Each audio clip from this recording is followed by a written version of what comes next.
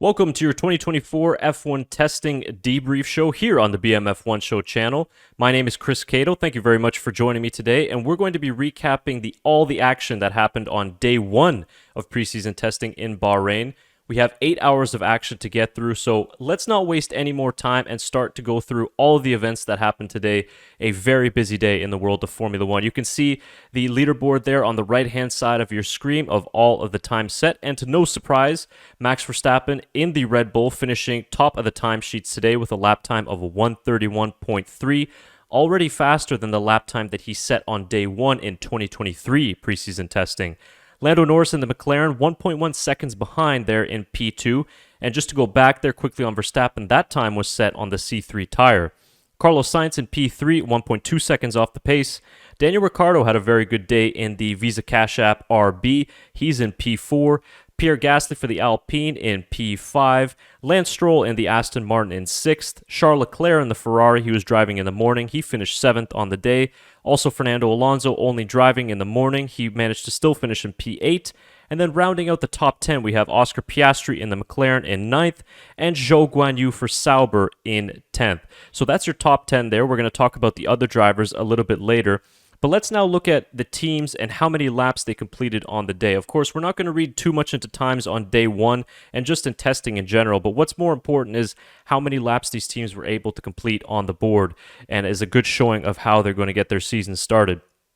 Topping the lap leaderboard today was Haas F1, 147 completed.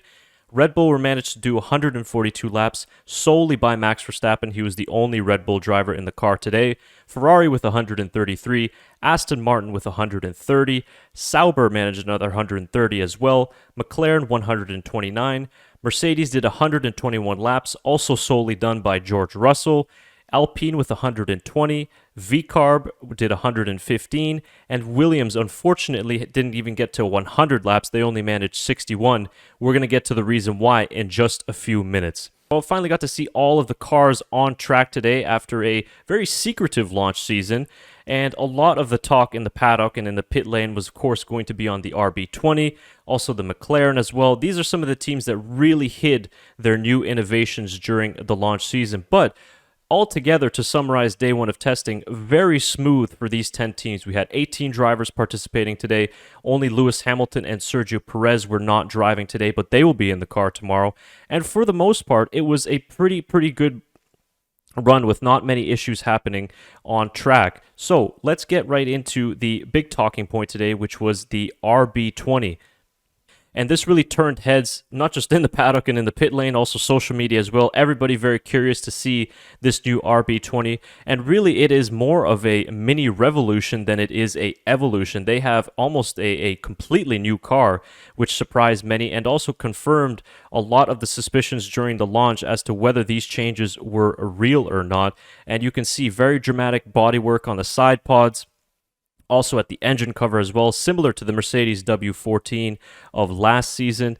And you got to see here a quote from Adrian Newey, who was telling Michael Schmidt of Amoos, the German publication, that he says, quote, "We knew that everyone else was going to copy our car from last year. If we had only focused on further development, we would have been vulnerable." So that's why they didn't stand firm with the RB19, and they almost created a totally different car this season that already looks to be performing really well. Here you have some closer details on what Formula One data analysis here is calling the Red Bull shark mouth side pods. The inlet area looks minimal from the front due to the overbite and the part of the bodywork that goes over it, and you can see just how small it is. But that's all going to help toward the airflow to the rear of the car. And you also see some new features here on the RB20, which are a novel pair of air intakes here on the back that are circled as well. So really lots of cool innovation here, and there's going to be some really great technical analysis on the RB20 coming, certainly not to our channel. We are not technical experts here, but there's going to be a lot of really interesting things to analyze with this car as we see the days go further and further into testing and into the first race next week. So RB20 hitting the track, very successful first day, Verstappen topping the timesheets, and it will be in the hands of Sergio Perez tomorrow. But Red Bull weren't the only team today to be debuting their new car, as we saw everybody debuting their new car, and some that we haven't really seen before, in particular the McLaren and also the Williams as well. them shaking down the car in Bahrain for the first time yesterday. And now we really get to see the differences between some of the top teams here, the RB20, the SF24, and the W15. So we got a lot of differences here in design, but a lot of the teams are adopting the RB19, the Red Bull style of design, and then Red Bull just goes and changes the game and continues the evolution of these ground effect era rules.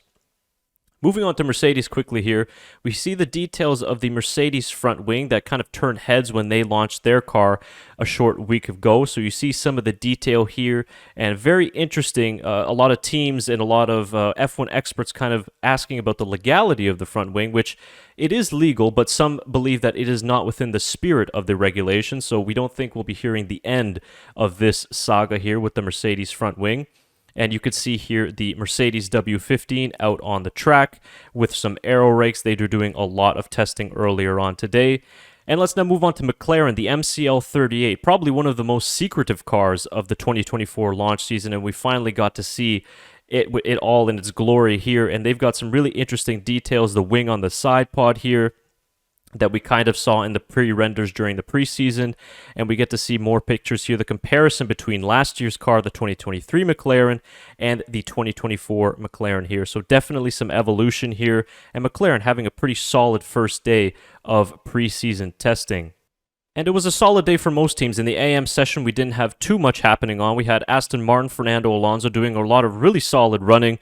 Good laps. The car looked well balanced, and he was very happy with it, completing 77 laps in the morning. He set the third fastest time in that AM session.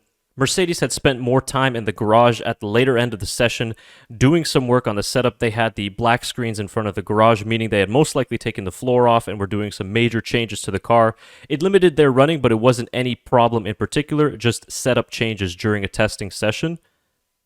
The only major issue of the AM session was from Williams. Alex Albon came to a halt at the side of the track with about 20 minutes to go in the morning session with some sort of an issue. Unfortunately, his session was over at that point with his teammate taking over in the afternoon, and later on we learned that it was a fuel pump issue on the Williams. So definitely not the start that Williams was hoping for. We finally got to see the Williams FW46 though in reality. We was the only team where we didn't see any type of new car in their launch. It was only a livery launch. They had shook down the car yesterday in Bahrain, and today we really got to see it.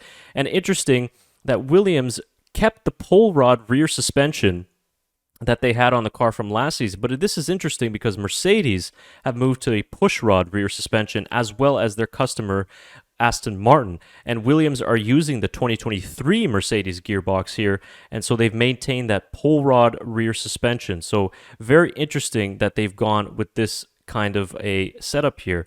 And with, of course, Williams breaking down on the side of the track, we've actually kind of got to see the detail, the first detail of a floor in 2024 as they raised the car off the ground here. And you can see some of the differences between the 2023 Williams floor and the 2024 Williams floor here. But the rear diffuser ramp seems quite similar to last year. Those are the comments there from Formula One Data Analysis on Twitter. And continuing with the Williams theme here, only completing 61 laps on the day due to some unreliability there from Albon, and then with Sargent as well in the PM session. It is said that Sargent was sidelined with what the team says was a drive shaft issue that needed to be investigated further. So a very difficult start to the preseason test for Williams. 61 laps, the only team to not complete 100 laps on the day so far on day one of testing. So as we continue on into the PM session, a little bit of a difficult start for McLaren and Lando Norris as he was taking over the car from Oscar Piastri.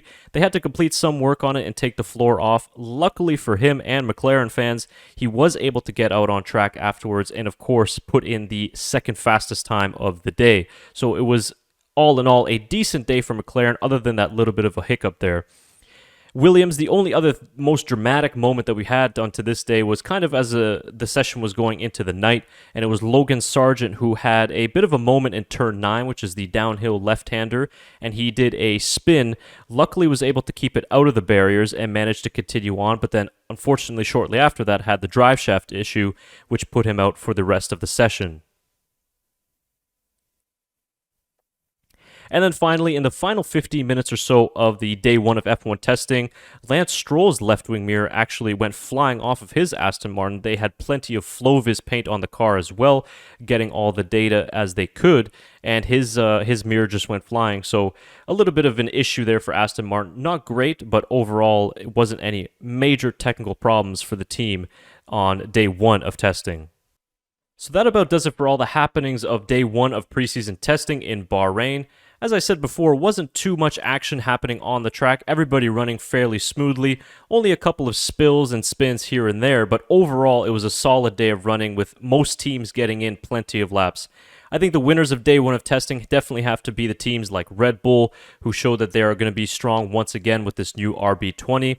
Aston Martin quietly had a very strong day, especially in the hands of Fernando Alonso in the morning session. The car looked very well balanced, and it seemed that the driver was able to do whatever he wanted with the car, and he had a really good time there, finishing in the top 10 despite only driving in that morning session. Another team as well was RB, the Visa Cash App RB car, in the hands of Daniel Ricciardo in the afternoon, looked very, very good, setting a fourth fastest time of the session.